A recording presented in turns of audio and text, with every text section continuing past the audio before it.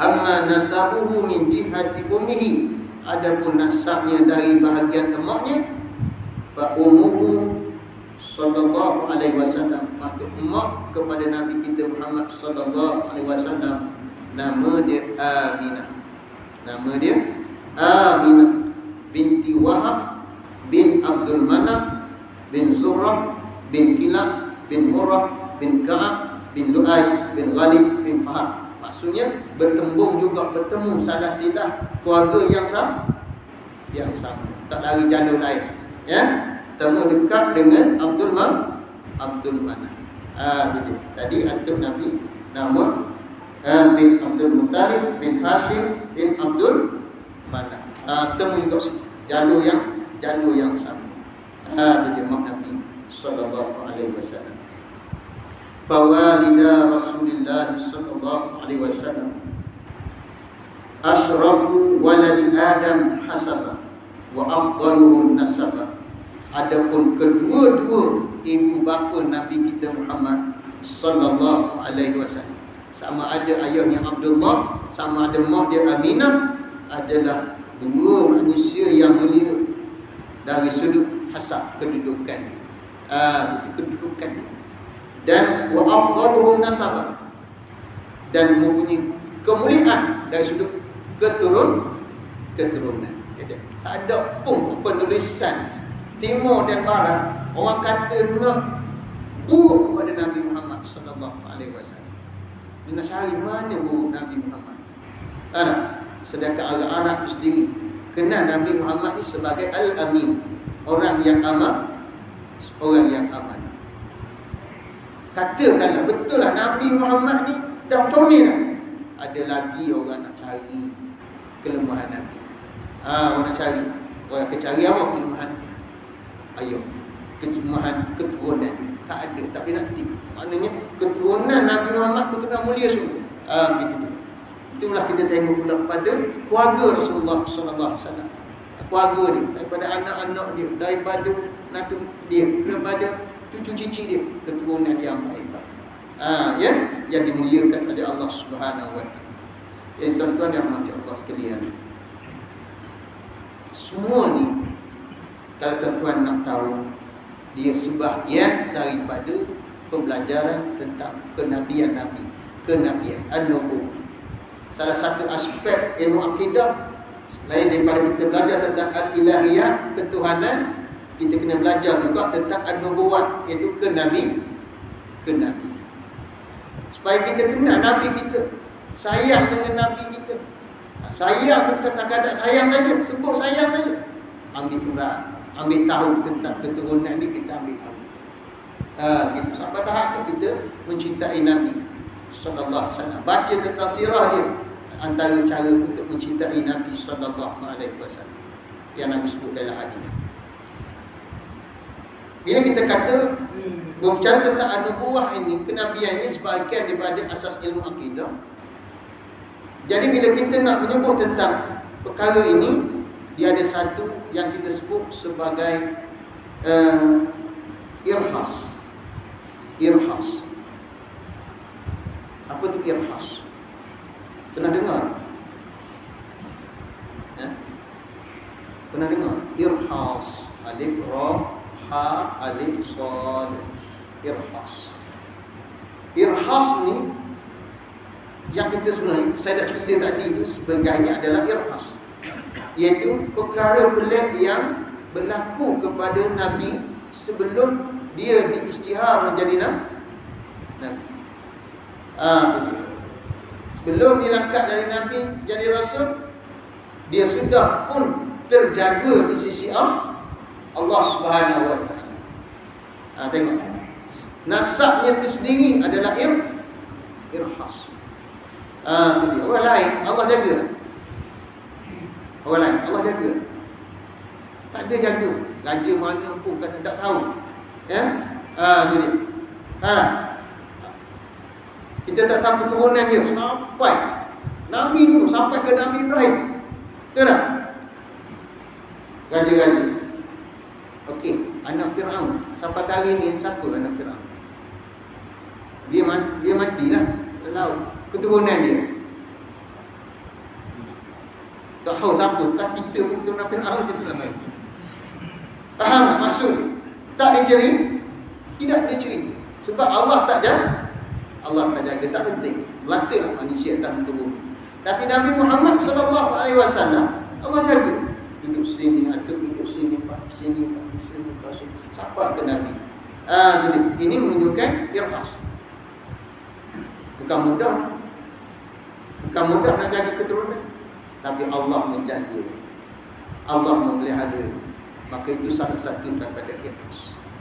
Okay, saya nak cerita kepada tuan-tuan.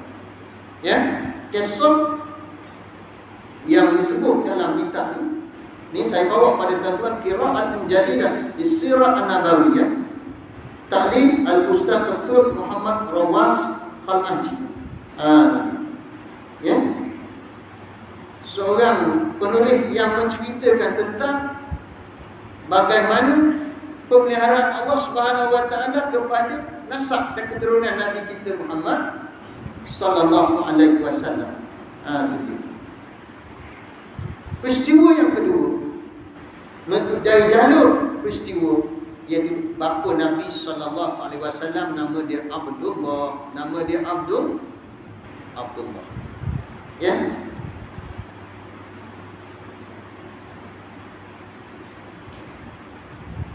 Kata Syekh Hidayah, walamma arada jaddu Rasulillah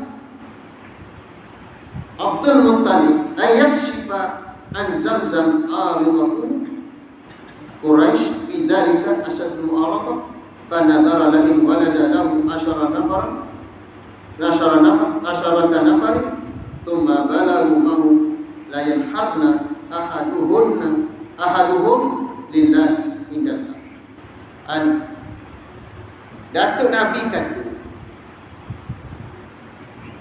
ketika mana nak sesat dalam masalah mencari Zamzam, mana boleh jadi satu ketika peristiwa di mana tertimbul telaga Zamzam dan sebagainya.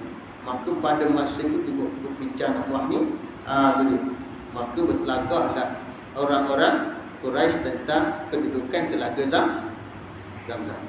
Kata dia, kalau kita cukup, maka aku nak sembelih. Kalau cukup, aku nak sembelih sini kata dia. Tempat air Zamzam tu, iaitu salah seorang daripada anak. Tu dia. Plan apa dia? Ya. Abdul Muttalib kata, aku nak sembelih salah seorang anak aku, 10 orang. Seorang aku akan sembelih. Tu dia.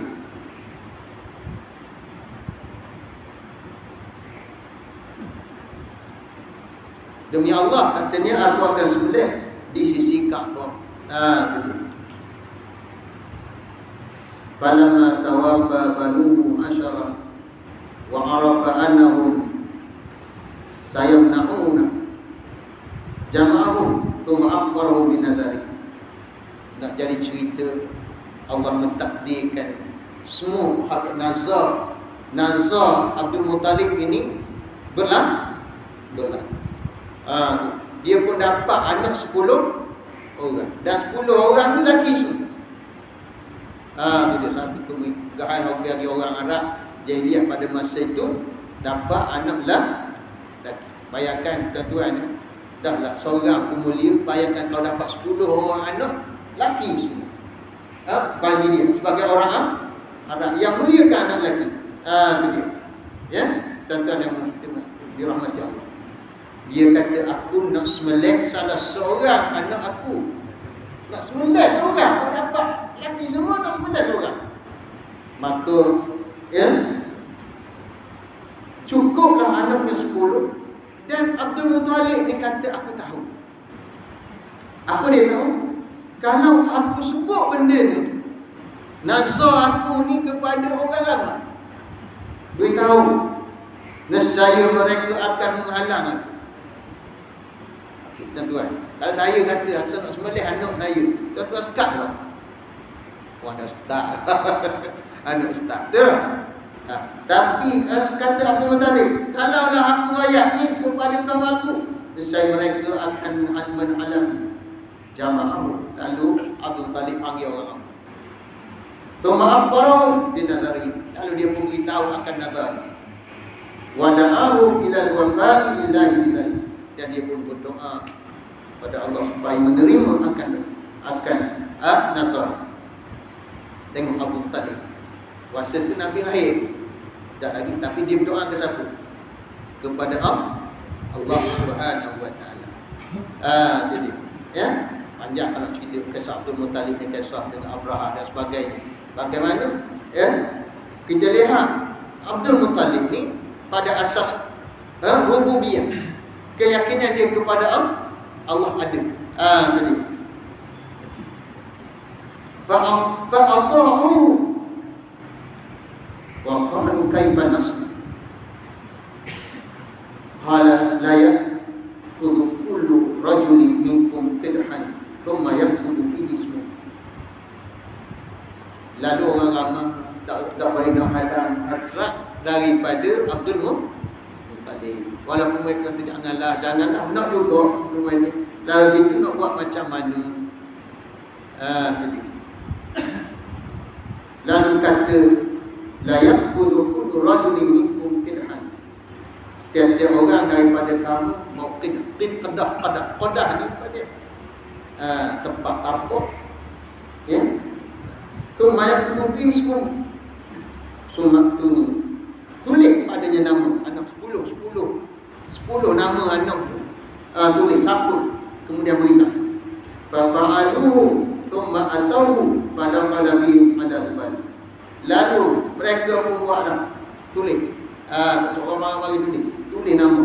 Summa atauhu, dan datang kepada Abdul Muttalib. Fadakhala bi, sama-sama masuk ala ubal, kepada satu tempat depan berhala Hubal dekat Kaabah. Wa kana Hubal ala bi'ri fi jawfil Kaabah. Berada dalam kawasan telaga, dalam tempat telaga di tepi Kaabah. Wa kana tilka bi'ru allati yajma'u fiha ma yahdi bil Kaabah. Ia tempat orang Arab pada masa itu buat pengorbanan. Tengok orang Arab duduk tepi Kaabah, tapi itu ada satu berhala besar, nama dia Hubal. Apa nak buat situ? Mereka ni nak senarai nama 10 siapa yang akan dipilih. Tu dia. Orang ni 10 orang haji ni watak ni jenis pomok ni panak barang macam ni. Lawan. Dan mereka ni duduk senarai, akhir tadi apa? Nampak lembut, dengar kata, tak tolak, tak makan, siapa? Pak lembut je. Iaitu Abdul.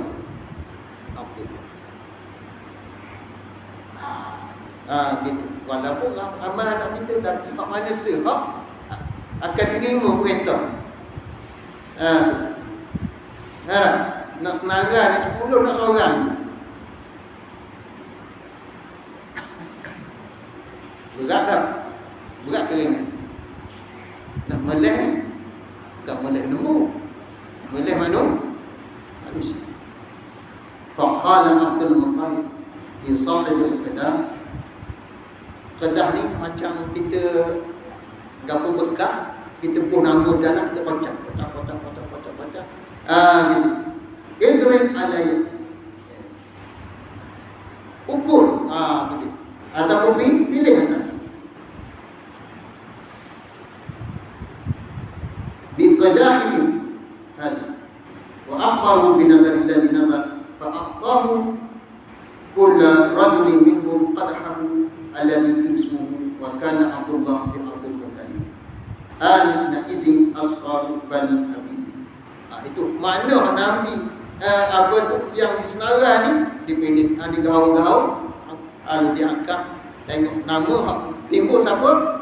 Betul, Abdullah. Wa kana ahabbu, adalah seorang anak yang sangat dikasihi oleh Abdul Muttalib. Tu dia. Ini ujian. Ya, sangat dikasihi oleh Muttalib. Fa kana Abdul Muttalib yara anna as-sahma idza aftahu faqad aftar. Kata Abdul Muttalib, boleh jadilah, ya, ada salah, boleh jadi kita buat undi lagi. Gitu. Falamma akhadha sahbu al-qidah liyadriba qama Abdul Muttalib inda Hubal yad'u Allah thumma daraba sahbu al-qidah fa kharaja al-qidah ala Abdullah. Diulang-ulang perbuatan sama, tapi tetap keluar nama Abdullah.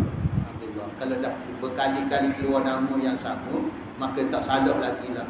Mana itu dah ketentuan daripada Allah. Sebab apa? Dia telah berdoa kepada Allah Subhanahu Wa Taala. Okey. Nak terus benda ni tuan-tuan. Pukul 10.46. Tuan-tuan nak balik dah nampak tu. Jadi kisahnya panjang, saya kisahkan begini tuan-tuan. Ya. Kalau suruh to be continue, kesian kata tuan pula. Jadi kisah ni panjang lagi, tapi kisahnya maka mereka bersepakat macam mana nak selesai masalah ni supaya tidak disebut orang bahawa Abdul Muttalib ni menyembelih anaknya sendiri. Ikut-ikut juga, tapi suara kata jangan buat ni ada. Tu dia. Lalu mereka bertemu dengan Abdul Muttalib. Abdul Muttalib, boleh tak kita tukar, buat tukaran. Jangan kau sembelih anak kau ni, tapi kita buat tukaran. Lalu mereka pun pergi cari seorang nama yang dia panggil kat sini, iaitulah tukang tilik. Dia pergi cari tukang tilik. Masa mereka ramai-ramai pergi, mereka sama pergi cari orang yang boleh selesai masalah. Pada zaman tu mereka percaya akan tukang tilik. Ya, itu dia. Sampai jumpa orang tukang tilik datang pada hari Ahad. Saya sebut hari Ahad tu bukan sebenar tu, hari Ahad. Ya, tukang tilik kata, baliklah aku cuti hari ni. Mari hari cuti, dah buat appointment dulu. Tak. Abdul Muttalib kata aku tak akan balik. Selagi mutawak keluar putusan aku tak balik. Tak. Mari jauh-jauh ni nak dengar keputusan. Lalu berdoalah tukang tilik tadi. Lalu turunlah jin yang mengisi kerja. Tu dia. Turun jin. Tak jadi cuti hari Ahad. Kerja balik. Gitu. Lalu tukang tilik ni pun dapat khabar dari langit katanya. Lalu berkata tukang tilik ni, aku dapat perintahnya begini. Apa perintahnya? Iaitulah letak nama Abdullah. Di qadah ni dipanggil orang kata cerita Piramli tu lah, pocah-pocah habuk. Abdullah dengan unta, iaitu 10 ekor unta. Lalu dicabut yang pertama, naik nama Abdullah. Goncang lagi, cabut lagi, naik Abdullah. Goncang sampai ke 10 kali. Ke semua naik nama Abdullah. Kata Abdul Muttalib, memang dah keputusan kena sembelih dah Abdullah. Kata Mu'arraf ni maksudnya orang Kadilik ni, katanya cukupkanlah 13 kali. Kalau 3 lagi ni naik Abdullah, maknanya itu keputusan Allah dah. Lalu yang ke-11 naik nama unta. Tuan-tuan, yang ke-12 naik lagi unta. Yang ke-13 naik lagi unta. Maka sembelih unta. Tahu tak berapa ekor unta disembelih? Tadi setiap pemilihan tadi, sekali naik Abdullah 10 ekor unta. Berapa kali? 10 kan? Sekali disembelih 100 ekor unta. Kaya tak kaya Abdul Muttalib? 100 ekor unta. Buat pengorbanan. Nazar. Ini kisah yang direkam dalam kitab ni. Ya, qiraah jadidah di Sirah An-Nabawiyah. Untuk tetapan tuan-tuan, sebagai satu pengajaran kepada kita bahawa setiap orang nak hebat ni, dia ada cerita hebat yang Allah sisipkan dalam kehidupan salah silap kehidupan mereka. Jadi kalau kita lihat di situ pengajaran besar kepada kita, bagaimana Allah Subhanahu Wa Taala nak memilih seorang nabi dan rasul. Allah telah memilih daripada keturunan yang baik dan salah silah ini dijaga oleh Allah Subhanahu Wa Taala. Sekadar itulah pada malam ini sebagai kita memahami dan konsep nubuwah kenabian Nabi Muhammad SAW dari konteks keturunan dia. Asas keturunan dia dipelihara dan dijaga oleh Allah Subhanahu Wa Taala. Aku maaf segala kekurangan. Kalau kita nak baca kitab ni panjang lagi, tapi untuk kita mudah supaya kita faham, kita pergi di situ. Saya harap ya kita mengambil pengajaran besar daripada peristiwa-peristiwa yang dibuat. Taqabbalallahu minkum. Aku qali hadza wa astaghfirullahal azim li wa lakum. Assalamualaikum warahmatullahi wabarakatuh.